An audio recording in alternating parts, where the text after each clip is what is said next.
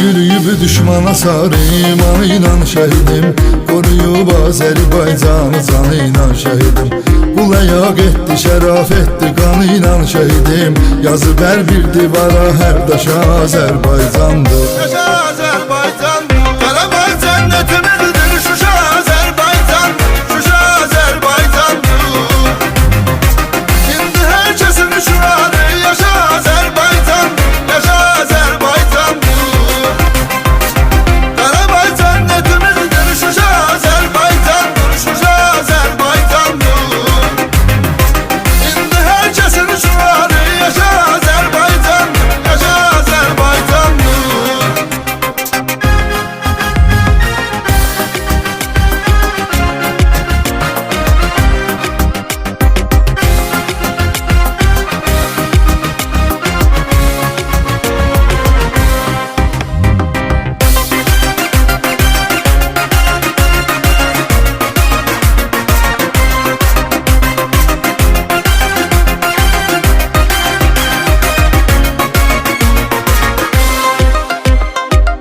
Ən uca zirvədə yer tapdı xalqımın şərəfi, böyüyür. Şuşa Azərbaycanın ən əziz və böyük tarixi olan bir güşəsidir.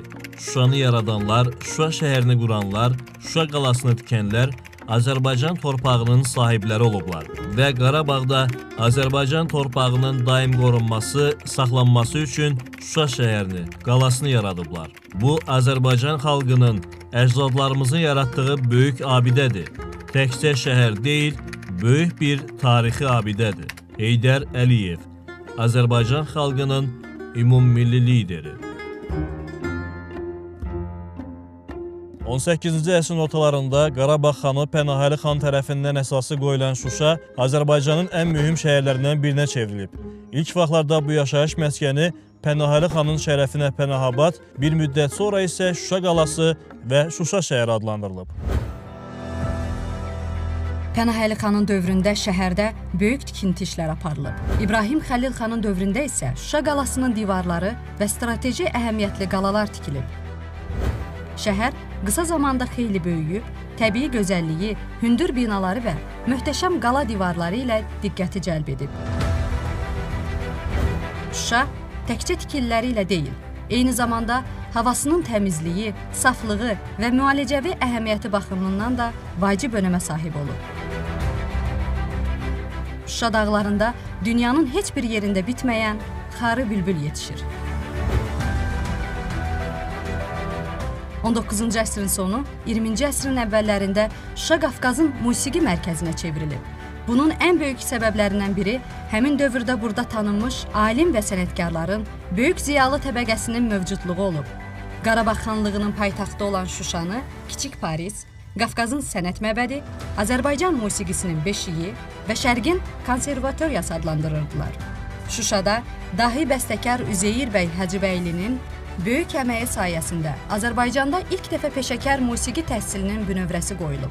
Şuşa şəhəri mədəniyyət mərkəzi kimi Azərbaycan tarixində mühüm bir mərhələni əhatə edir.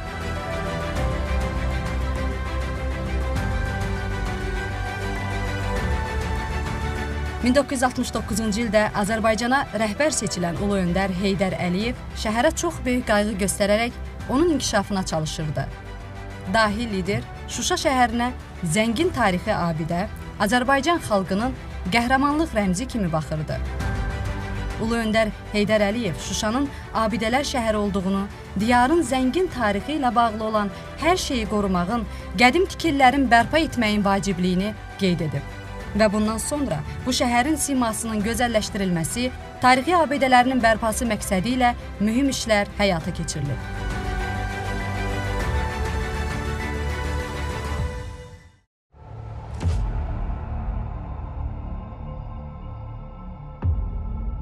...1990-cı ilin əvvəllərində Ermənistan silahlı qüvvələri xarici havadarlarının dəstəyi ilə Azərbaycanda baş verən xaos və anarxiyadan, hakimiyyətdə olanların səriştəsizliyindən istifadə edərək ölkəmizə qarşı hücumlar təşkil edirdi. Həmin dövrdə Azərbaycanda vahid ordunun olmaması və hakimiyyətdə olanların özbaşınalığı nəticəsində torpaqlarımızın 20%-i işğal edildi. 1992-ci il mayın 8-də Şuşa şəhəri də düşmən işğalına məruz qaldı. Ermənilər Şuşada Azərbaycanın tarixi mədəni irsinə aid abidələri yerlə yeksən edib, şəhəri tanınmaz hala saldılar.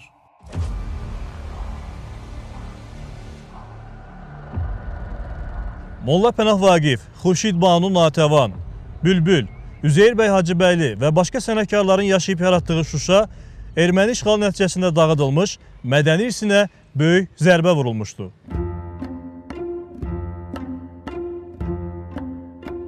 ...1992-ci il may ayının 8-də erməni birləşmələri tərəfindən işğal edilmiş Şuşada 195 nəfər Azərbaycan vətəndaşı xüsusi amansızlıqla qətlə yetirilib. 165 nəfər yaralanıb, onlardan 150 nəfəri əlil olub, 552 körpə valideynlərini itirib, 20 mindən artıq insan doğma yuvasını tərk edərək məcburi köçkün vəziyyətinə düşüb. Əsir və girov götürülmüş 58 Azərbaycanlının taleyi barədə hələ də xəbər yoxdur. 600-ə yaxın tarixi memarlıq abidəsi və müxtəlif təyinatlı binalar yerlə yeksan edilib.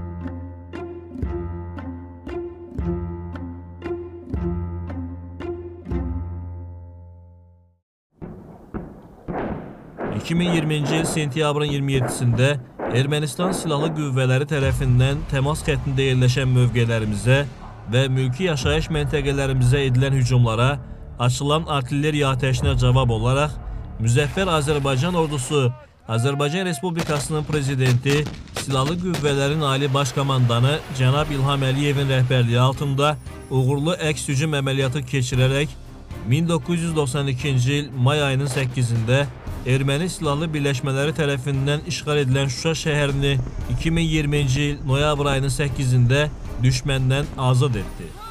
Ordumuzun cəsur və peşəkar hərbi qulluqçuları şəhərə sıldırım qayalardan qalxaraq əlbəyaxa döyüşlə, yüngül silahlarla Şuşanı düşməndən təmizlədi.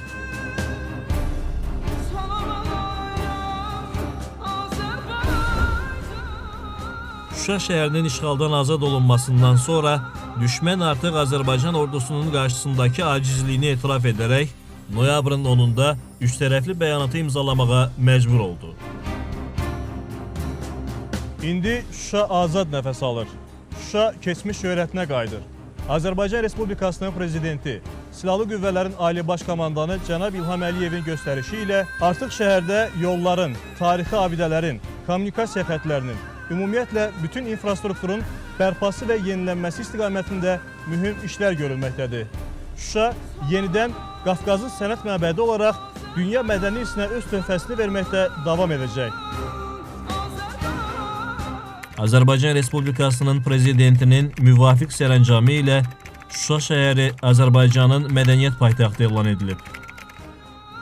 Əziz həmvətənlər, əziz bacılar və qardaşlar, böyük fəxarət və qürur hissi ilə bəyan edirəm ki, Şuşa şəhəri işğaldan azad edildi. Şuşa bizimdir, Qarabağ bizimdir. Bu münasibətlə bütün Azərbaycan xalqını ürəkdən təbrik edirəm. Bütün Şuşalıları ürəkdən təbrik edirəm.